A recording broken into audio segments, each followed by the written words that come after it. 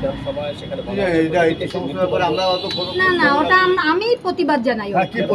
আজকে একটা ডক্টর যারা পড়ছে তারা কি ছেলে কি মেয়ে এটা বিচার করা উচিত নয়। ছেলেরা 12 ঘন্টা মানে মেয়েরা 12 ঘন্টা ডিউটি করবে, ছেলেরা 24 ঘন্টা ডিউটি করবে, এটা তো মেয়েদের আরো ছোট করা হচ্ছে, বৈষম্য।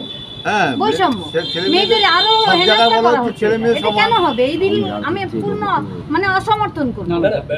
সিএম মুখ্যমন্ত্রী যে বিলটা এনেছে সেখানে বেশ কিছু সংশোধন করা হয়েছে। না এই যে আমি যেটা শুনেছি এটা আমি প্রতিবাদ করেছি। কেন কি শুনেছেন কি বলতে?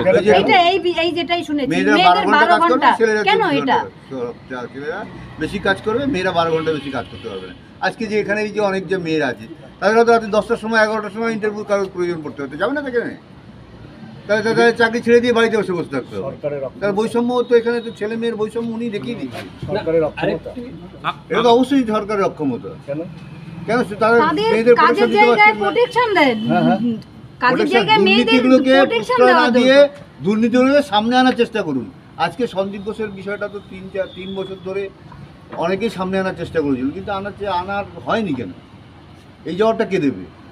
এই জবাবটা তো প্রশাসনকেই দিতে হবে। আজকে সন্দীপ ঘোষ যদি এরকমভাবে দুর্নীতি না করতো আজকে আমার মেয়েটা তো বলি হয়ে যেত না, আজকে ধারা পৃথিবী ধরে উত্তাল হতো না, আজকে ওনাকে এত চিন্তা করতে হতো না। আজকে যে বিলটি আনা হয়েছে মুখ্যমন্ত্রী বলছেন যে ভারত ন্যায় সংহিতা যেটা আছে সেটাকে বেশ কিছু পরিবর্তনের মধ্যে অন্যতম হচ্ছে সেই প্রত্যেকটি ক্ষেত্রে মৃত্যুদণ্ড তিনি চাইছেন, মানে এটা প্রস্তাব রেখেছেন। সেটা রাখতেই পারেন, সেটা তো বললাম বিচার ব্যবস্থা ভালো করতে হবে, আগে নিরাপত্তা দিতে হবে, পরে তো আসবে ওটা যে ধর্ষণের ফাঁসি করে যে ধর্ষক তাকে তো বের করতে হবে। আগে তো তাদের সুরক্ষা, কাজের জায়গায় সুরক্ষা আগে, তারপরে ওসব। আগে সুরক্ষা চাইছেন মেয়েদের নিরাপত্তা, ছেলেদের, এমনকি শুধু মেয়ে বলে নয়, যারা কাজের জায়গায় সবার সুরক্ষিত যেন হয়, এটাই চাই। এখন তো আমরা আর্টিকেল সম্বন্ধে নানান কথাবার্তা শুনতে পাচ্ছি, এগুলো আমাদের মনে কষ্ট শুনছেন। এইটা অনেক ঘটনা ঘটেছে আগে যে সমস্ত, সেগুলো এই দুষ্কৃতীদের কাজ ছিল। আজকে যে দেখতে পাচ্ছি কিছু কিছু ডাক্তার, তারা ডাক্তার নয়, তারা দুষ্কৃতী, এবং তাদের তৈরি করা হচ্ছে এইভাবে দুষ্কৃতী হিসাবে।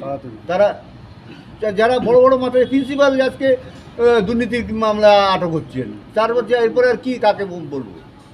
এই বিষয়ে তিলোত্তমা কিছু বলেছিল, তাকে সাসপেন্ড করতে পারছে কেন? তাকে আড়াল করার চেষ্টা করছে কেন প্রথম দিন থেকে? তিলোত্তমা কিছু বলে, এই যে কলেজের মধ্যে এত দুর্নীতি, বলছি যে ডায়েরি যে বাদবাকি ছেঁড়া পাতা নিয়ে একটা প্রসঙ্গ উঠেছিল, তো ডায়েরি সম্পর্কে যে সিবিআই হাতে পুরোপুরি তথ্য পৌঁছেছে কি আপনাদের মনে হয়? ডায়েরি পেয়েছে, কিন্তু ছেঁড়া পাতাও মনে হয় পেয়েছে ডায়েরিটা, ঠিক আমরা জানি। সেটি কি সঠিক তদন্ত হবে বা কিছু কিনারা হতে পারে সেখান থেকে বলে মনে হয়? সেটা বুঝতে, সেটা সিবিআই থেকে আমি তাহলে তো সিবিআই লোক হয়ে যেতাম, তদন্ত করে কবেই সব সাজা দিয়ে দিত। তিলোত্তমার এই কেসে একজন মাত্র এখন অ্যারেস্ট হয়েছে, সন্দীপ ঘোষ যে অ্যারেস্ট হয়েছে সেটা অন্য কেসে। হ্যাঁ, এটা কি বলবেন? না, এটা নিয়ে আমরা কিছু এখন আপাতত মন্তব্য করছি না। আমরা আমাদের সবাই আমাদের ধৈর্য ধরতে বলছি, আমরা ধৈর্য ধরে চেষ্টা করছি এবং শান্তিপূর্ণ একটা সহাবস্থানের মধ্যে সবাই থাকুক, আন্দোলন করুক। আপনারা যেরকম বিষয়টাকে আগে বাড়ানোর চেষ্টা করছি, এরকম চেষ্টা করুন। কারো ধৈর্য ধরতে বলছে সবাই, সব জায়গা থেকে সবাই থেকে বলছি, আমরা চেষ্টা করছি সবাই ধৈর্য ধরে আমরা শান্তিপূর্ণভাবে আন্দোলন এগিয়ে নিয়ে যাব এবং সরকারের উপর চাপ সৃষ্টি করে ছাত্রদের আন্দোলনে পা মেলাবেন। আগামীকাল ছাত্রদের 4 তারিখে রাত দখলের লড়াইতে কি আপনারা যাবেন? হ্যাঁ হ্যাঁ, পরিবারের লোক যাবে। আপনারা যাবেন? পরিবারের লোক যাবে, আরো পরিবারের লোক যাবে।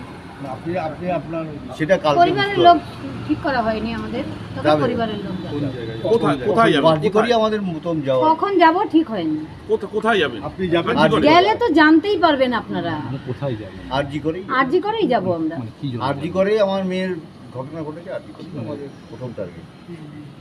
মানে কে যাবেন, কখন যাবেন, এটা সেগুলো কালকে জানতে হবে, কালকে জানতে এখন